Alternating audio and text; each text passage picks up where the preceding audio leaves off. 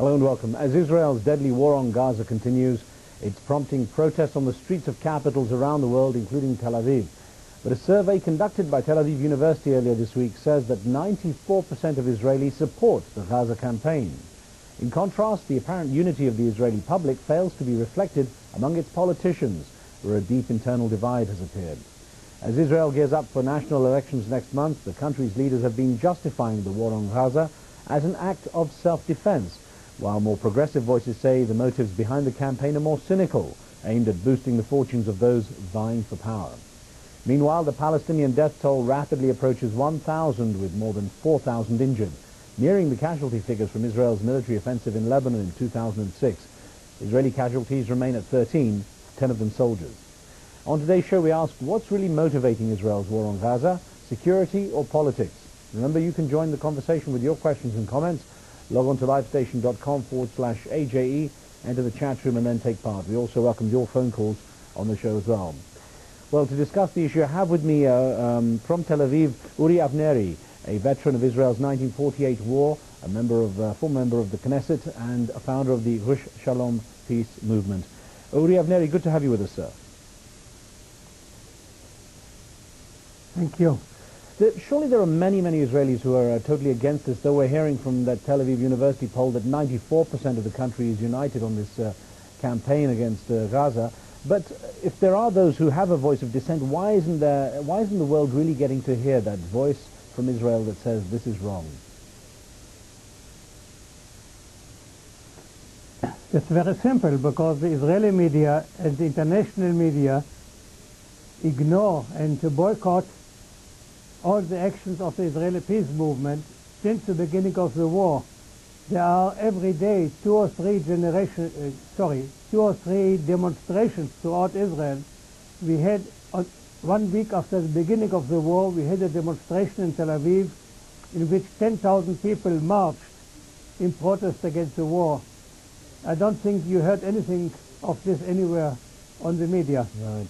Do you think in any way that those justifying this campaign as saying it will make Israel safer have an argument? Is this going to make Israel safer in any way? I think it will not make Israel safer, but on the contrary, will do terrible damage to the state of Israel in the long run. I think this war is a crime against ourselves. It's a crime against the state of Israel, because when tens of millions of Arabs all over the Arab world see these terrible pictures coming out of Gaza, it will throw us back for 2 generations in our efforts to achieve peace. After all, we should not forget for a moment that the root of all evil is the occupation of Palestinian territories. And the only way to put an end to the occupation is to make peace. To make peace with the Palestinian people, all of the Palestinian people. And therefore we have demanded, since the Palestinian elections, for the Israeli government to start to talk with Hamas. Hamas is a part of the Palestinian reality. And whatever one thinks about Hamas, we cannot ignore it. It's stupid to ignore it. And I hope that if this terrible ordeal is over, all of us should immediately start to work for a really serious peace negotiation. I hope that this incoming administration in the United States will really do what Hillary Clinton promised today, and seriously work for peace. Seriously, I mean not the way it was done during her husband's 8-long administration, in which nothing at all happened for peace. On the contrary. But that, we all hope that President Obama will really set a new course. Let me ask I must say already Obama, by his...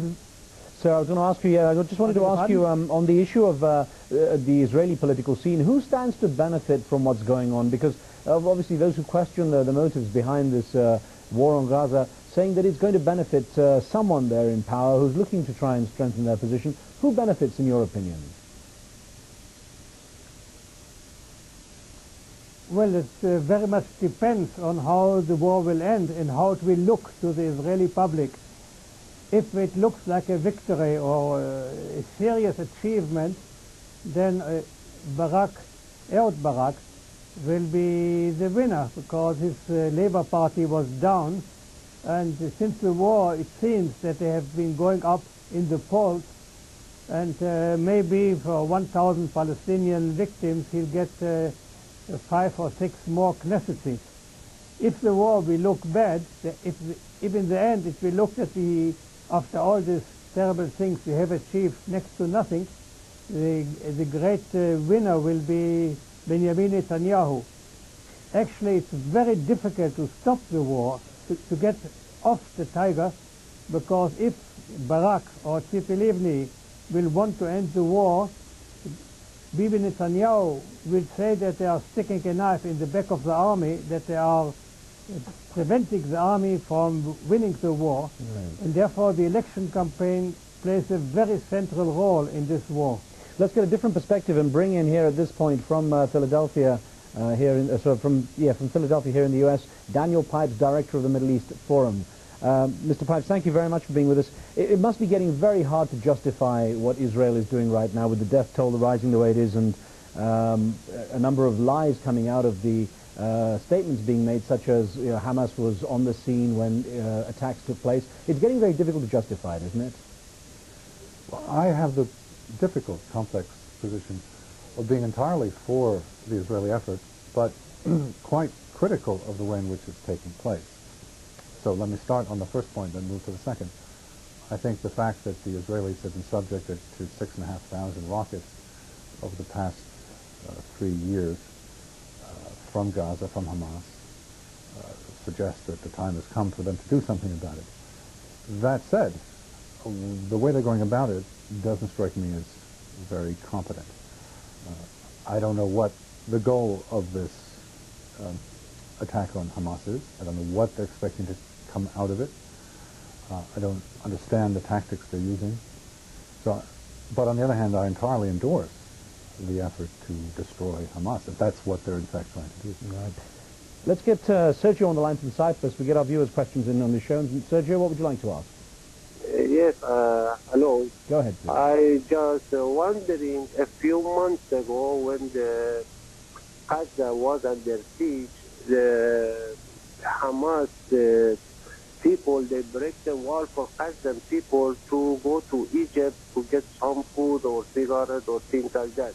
Why at this time they do not break the wall so the Gazan people, they can escape to Egypt, like as they did few months ago? I presume, Sergio, there would be a far greater amount of security on the border there. I want to ask Mr. Pipes, perhaps if the pressure on that siege, which a lot say is responsible for Hamas escalating its actions, perhaps if that siege was lifted on Gaza, the residents would have less reason to turn to Hamas for some kind of action. I don't think that the Gazans have turned to Hamas for economic growth. They've turned to Hamas because they like what it stands for. But it was striking almost exactly a year ago, in January of 2008, when Hamas cut the border fence and something like 700,000 Gazans entered into Egypt for a brief period. The Egyptians became alarmed, and it became clear to the outside world, myself included, that if Gaza is a so-called jail, then it has 2 wardens, and indeed that the Egyptian government should be taking control, should be taking responsibility. What we're seeing is armaments going to Gaza from Egypt, but we're not seeing a prosperous economic entity. So I believe that the Egyptian government should be pressed, and pressed hard, to take control of Gaza. Let me, sorry, sir. Let me bring in Uri Avnery here in Tel Aviv and ask for an answer to an email we got in here, sir. The viewer didn't give their name. It's anonymous, but it came in from Sudan. And the viewer wrote in saying, Hamas is always beating the drums of war and instigating the Islamic countries to wage war against Israel. As a result, it suffered a serious blow. The position of George Bush is correct. Israel should target Hamas and should avoid civilians. Even Daniel Pipes has said perhaps the way this campaign is being conducted might be flawed. What do you feel is the biggest flaw in the way Israel has gone forward with this attempt to crush Hamas?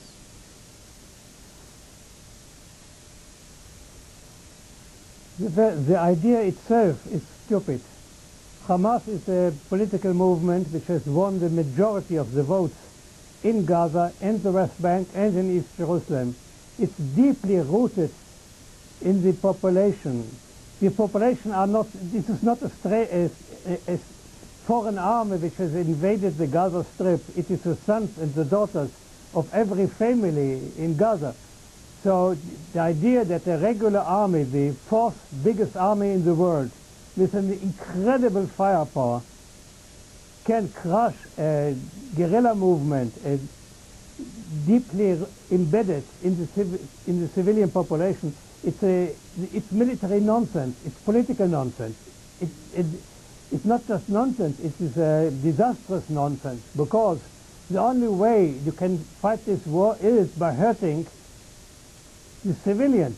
Okay. You cannot fight Hamas without creating terrible damage to the civilians. And therefore, the war plan itself is deeply flawed. It makes it unavoidable to kill these masses of civilians. Before we take a break, let's get Shakir on the line from the United Kingdom with a question or comment. Shakir, what would you like to ask or say? Hello. Hi, go ahead. Yeah, this is Shakir speaking from UK. I just have the question that how can we define terrorism? Like when a man who has been expelled from his home and he has been deprived from food and medicine and things like that, and he just tries to hit back, he is termed as a terrorism. Okay. But a state... Shakir, thank you. What I'm going to do is I'm going to take a short break here and get back to that issue that you've raised when we return. We're going to take that short break now and more of our discussion in a moment. As we pause, let me remind you as usual, you can join the conversation with your questions and comments. Log on to livestation.com and enter the chat room. You can see there's a debate taking place there right now. We'll be right back.